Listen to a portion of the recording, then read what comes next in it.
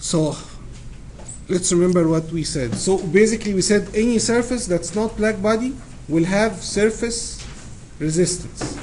Okay, this 1 minus epsilon over area epsilon, and then there will be geometry resistance or space resistance, and that will depend on the area and the view factor. All right, and the Q would simply be this sigma t to the power 4 minus sigma t to the power 4 divided by all the resistance.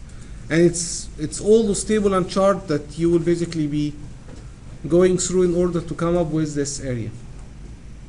And sorry, to come up with the view factor. That's a lot of work, right? And so they actually thought that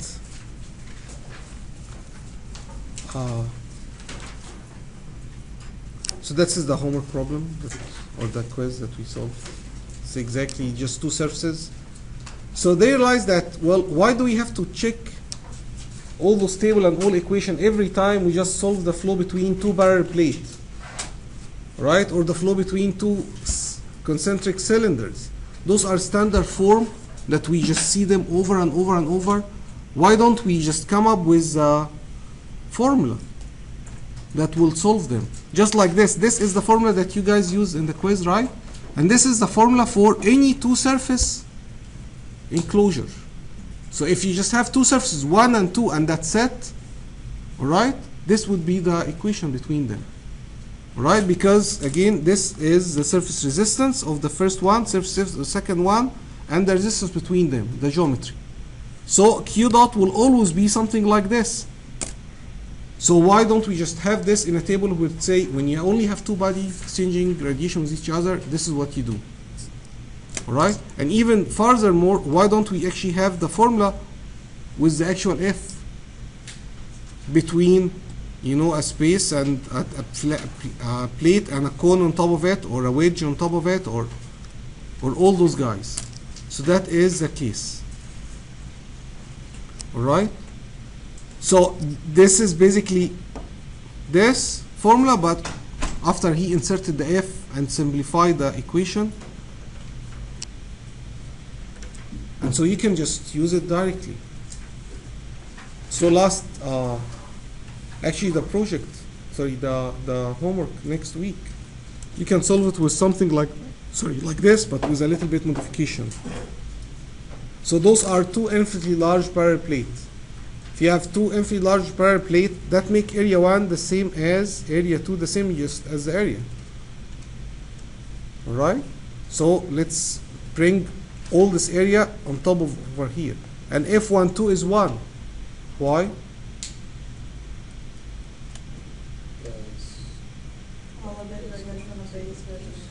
Exactly. All leave 1, go to the top, because excellent, that's what I wanted to hear.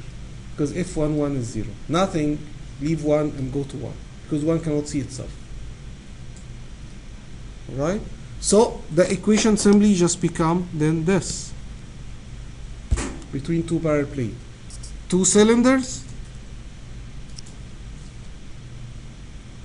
Two spheres. And that's the quiz we are going to have in a few minutes. Two spheres. So remember the formula. If you have two spheres, you don't have to basically just say, here is my black radiation, here is the surface radiation. I mean, you can.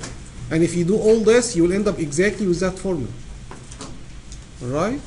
But if you go that other route, it will be a little bit harder, because notes 1 is on the surface and 2 is here. So 1 is the smaller sphere and 2 is the bigger sphere. So what is F22? We don't really know, right? We have to find it from a table or something. But F12 is 1. Right? But can't that, on the cylinder and sphere, can't the outer surface see itself? Exactly. So no one ever said that F22 is 1. F22 is not 1 in both cases, right? But the fact that F22 is not 1 doesn't prevent you from saying that 1 is the inside one, 1 is the inside. And that's why F12 is always 1. not F2. Correct. F21 is not 1. That's correct. Why F21 is not 1? Because F22 is not 0. right? So in those problems, you know, if you have this formula, what he will ask you for? What could he ask you possibly for? He could ask you for the Q, right? That would be the easiest part. Here is T1, here is T2, find Q for me. Or he can ask you for the temperature of one of them. Or he can ask you for the epsilon of one of them, or the radius of one of them, right? He can ask about any one of those formulas. You just plug the formula, find out everything else except for what he would like to find out, and you calculate that. All right?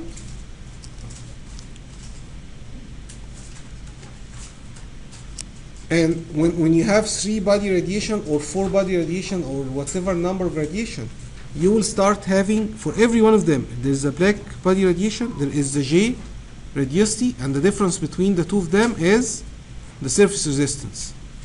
So depending on how many surfaces, you have those surface resistance, and those surfaces, 1, 2, and 3, and 4, and 5, and 6, and whatever the number is, each one of them is looking to the world by its J. The J is what he exchange radiation with the other surfaces.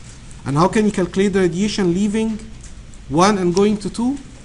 J1 minus J2 divided by R12. I like it. They never call it R12, but that's an excellent name. Let's call it R12 in this course. Let's call it Brandon 12, even. So R12. R12 is basically 1 over area 1 F12 or 1 over area 2 F21. Let's call it R12. Excellent name, actually. So that R12, or the resistance between 1 and 2, it's what basically control the Q between 1 and 2. So Q dot 12 is J1 minus J2 over R12, or basically 1 over F area 1 F12. All right? And so, of course, depending whether J1 is bigger or J2 is bigger, that will determine whether the Q will go from 1 to 2 or going from 2 to 1. All right? And we solved this example last time, and we saw that to get J1 and 2, and you have to solve the whole thing. You have to solve 3 equations and 3 unknown. And those 3 equations are simply saying this Q is equal to this Q plus this Q. So at every node,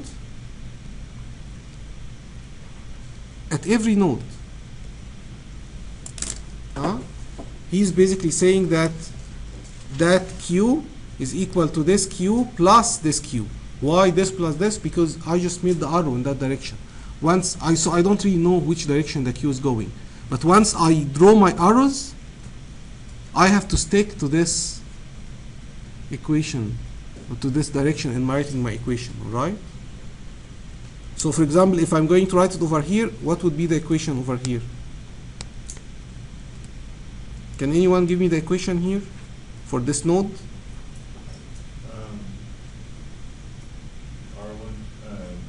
It has to be J minus J over stuff. So J1 minus J2 over R12 plus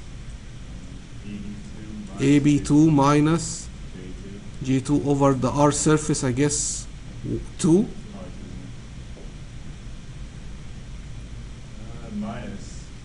Or equal to the other guy, right? Equal to J2 minus J3 over R23.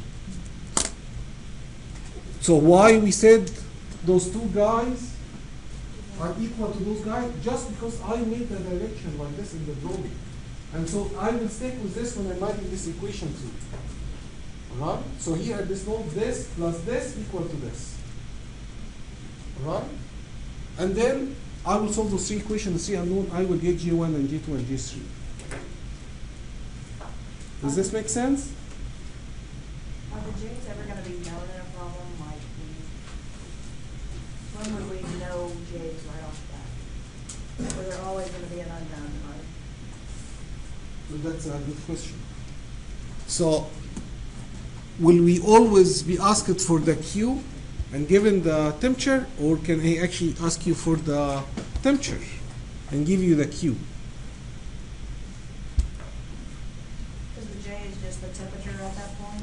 Well, no, the J is not the temperature. It's the E black radiation is a temperature, but the J is basically a It's just this much away from the temperature.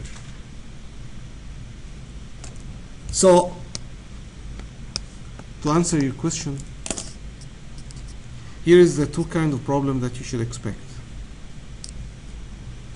So either you were given the Q and you will ask for the temperature, right? Or you were given all the temperature and he will ask you to calculate the Q. So the example that we solved, we were given the temperature. The 3-body radiation that we solved, we were given the temperature and he was asking how much heat went to the base. Remember? The 1700 Kelvin and I guess this guy was what, 1400 Kelvin or something. And so it was this example where you were given all the temperature and he would ask you for the Q. So the opposite would be, here is a Q, this much Q is leaving or going into the surface, give me the temperature. And in either way, you are stuck with those three equations. Right? It's the same system of equation, except that if you actually know the Q, then you know this term. Right? Because this is the Q. Right?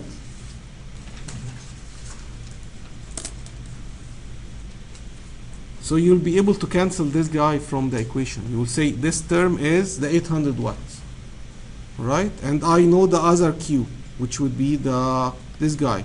So you'll be able to cancel those with actual number. You would say, well, this is 800 and this is 600 and this is, say, 400. I know all the Q leaving those surfaces. I can solve for the temperatures. All right? And how can I get the temperature? So you still solve for J's. And once you solve for the J, EB minus J over the resistance is a Q. So then you can get the temperature. Does this make sense? So to answer my question, no, you will probably always have to solve for the G. Right. Sometimes you don't have to solve for G, you can skip it. If you just, like this quiz that we had. Right, if you know from one right to the one end to the other end and you ask for the Q, you just say sigma T to the power 4 minus sigma T to the power 4 over the resistance. Here is my Q. Right? So now this is a surface, two plates, two infinitely long plates. And this formula, it's just basically this formula here. A sigma T minus T1 over epsilon plus 1 over epsilon minus 1. Okay? Two infinitely long plates. That would be their equation. Alright. Now we would like to insulate those two surfaces. Imagine you are in outer space, for example, and you are trying to shield the International Space Station from the radiation from the sun. It's getting too hot and when they're facing the sun. So you would like to put a radiation shield. So what do you do? How do you block the radiation? You basically put a shield or a surface between them. Between those two surfaces that are radiating to each other. So the moment you insert this guy, the equation jump from this to this. What's the extra stuff that was added? It's basically this guy, this guy, this guy, and this guy. It's the surface, it's geometry resistance between 1 and 2, or I guess, shield and 2, and the resistance, the geometry resistance between 1 and the shield.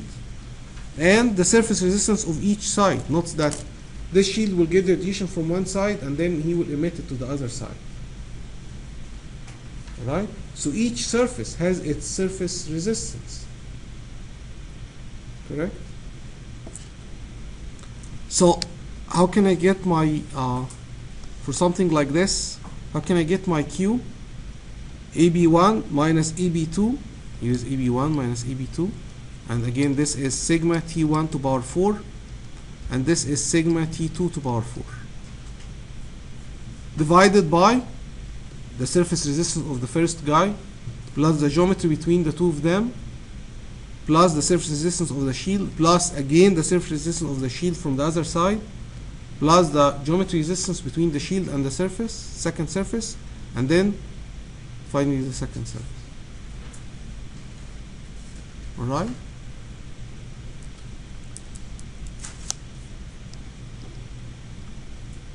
So that actually is the homework problem. But rather than one shield, I think you guys have 5 shields sitting between the two surfaces. So don't worry. Actually, if you notice, how is the area 1 compared to area 3 compared to area 2? They are the same. Maybe you can just pull it, all of them, and put it here. Right? And it would be even nicer if epsilon is always the same. So first, if you pull all the area out, it becomes like this. So this is the Q dot 1, 2 with one shield. And so if I compare it to no shield, look at the no shield for a second here. Okay? Memorize this.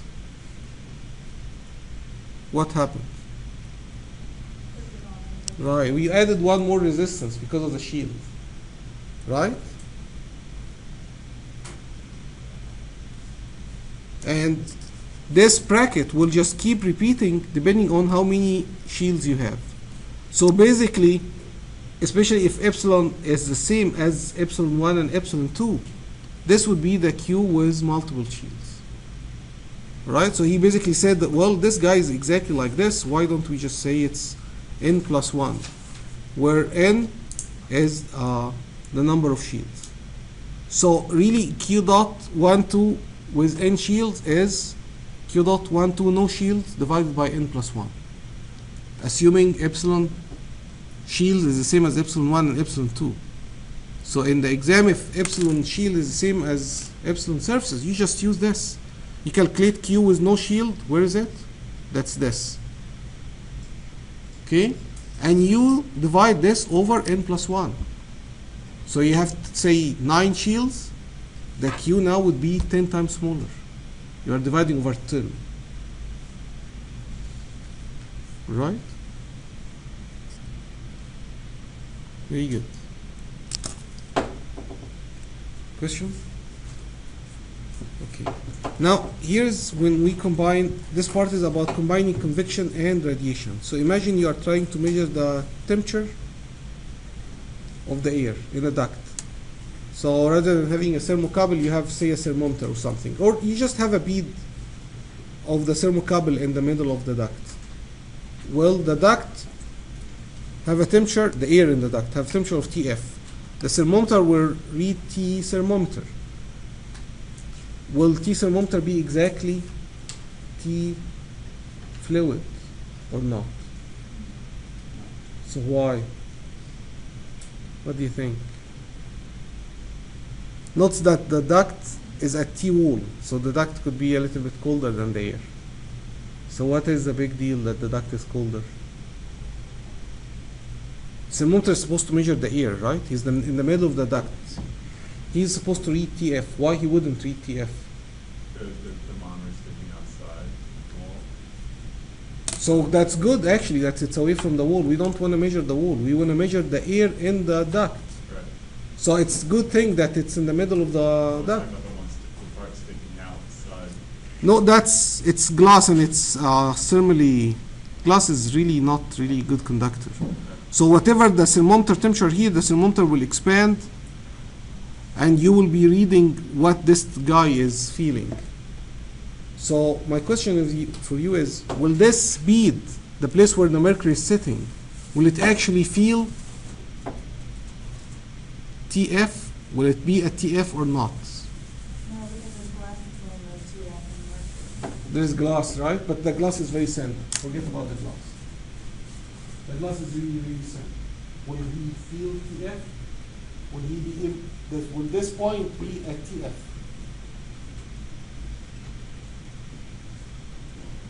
Use your hand. It radiates to TW. Right. He could actually be cooling by TW, and that will actually drop his temperature.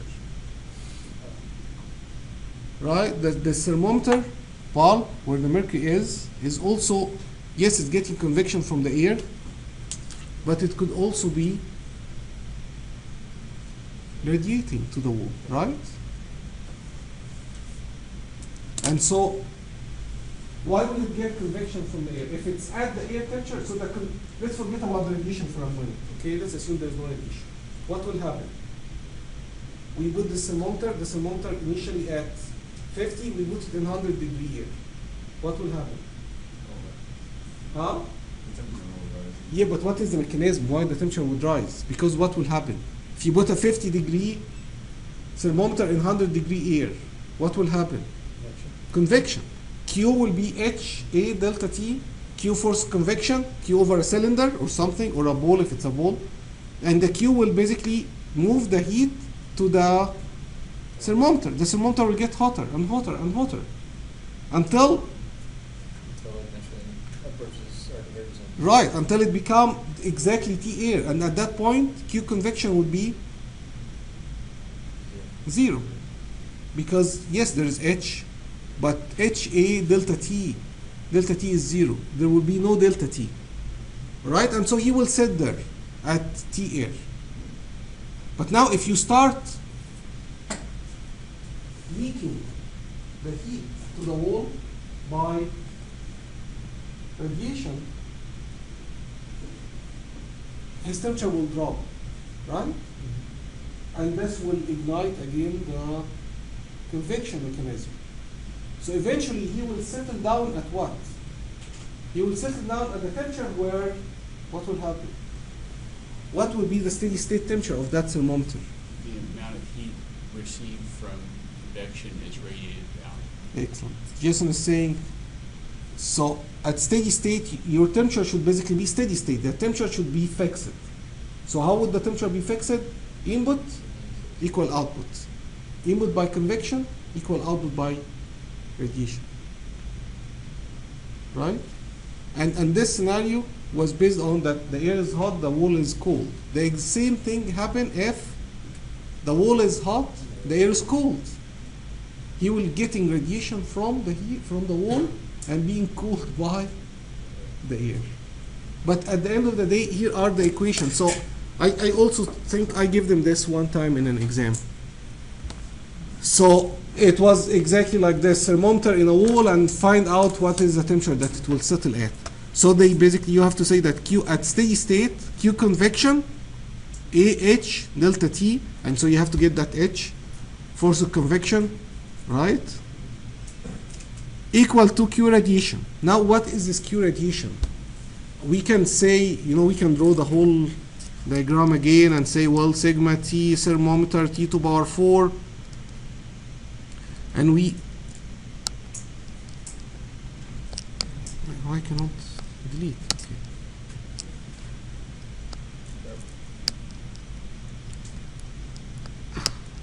Okay.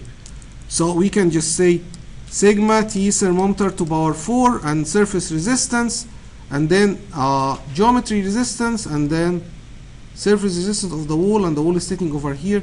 That's a long way, right? And we have to find out the F, or we can just go to this table, to standard geometry. And the first one is, look at this, a small object in a large cavity. Meaning something small that basically surrounded by this whole thing around him. So what is the radiation? Of course, F12 is 1. And area 1 over area 2 is almost 0. So here is Q12, or the Q from the thermometer to the wall. Area of the thermometer, the tiny thermometer, sigma epsilon 1 T1 minus T2 to power 4. Right? So if you have a solar collector on top of your roof and you are trying to calculate the radiation from it to the sky, is losing heat by radiation, right? At night or something. What equation would you use? Well, same thing. Between the collector, although the collector doesn't have an area that's really, really small, but the area of the collector with respect to the area of the sky is almost 0.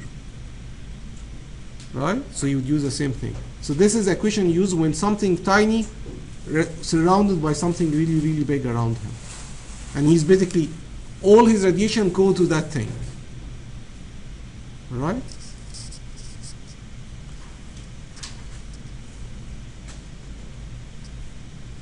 So now, if we just cancel the area from here and the area from here, the same area show up in convection and show up in radiation. So let's cancel it. What is that area? That's the area of the thermometer, right? So the equation becomes this. Tf is T thermometer plus this. So this term over here, this is kind of your error, measuring the air of the,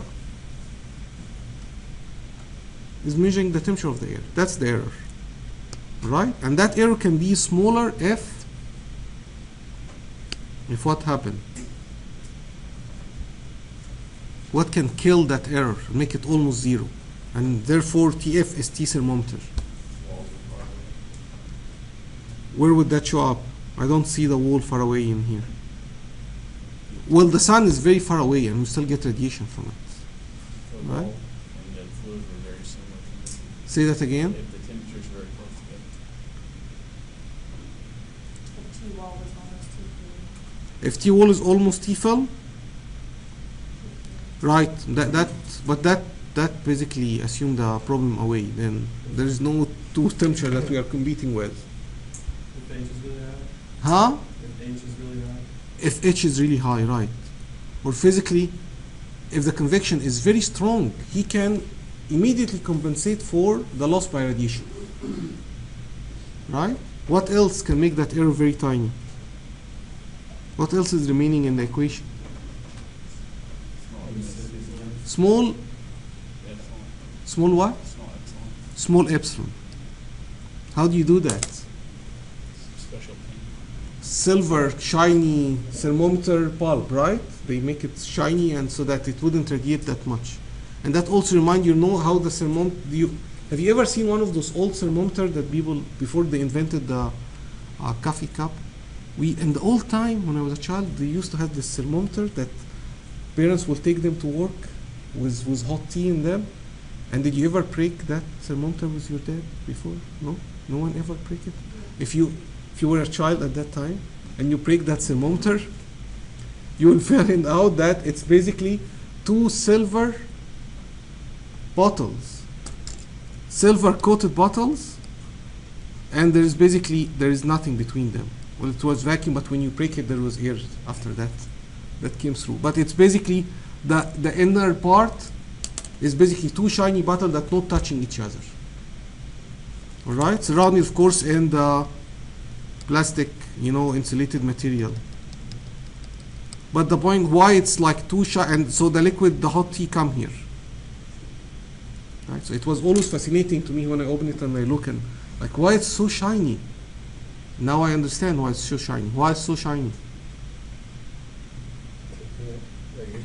To kill the radiation, to make epsilon really tiny, so that the inner cylinder wouldn't radiate to the outer cylinder. And they have vacuum between them so that there is not even convection or conduction. Right? And so this thing can really remain very hot for a very long time. All right. And so this last slide basically tells us that, those gases in the atmosphere, they can also absorb radiation, and that could also so far we have been ignoring what happened to the radiation going through air, but it does, the fact that there's air, it does affect the radiation a little bit. All right.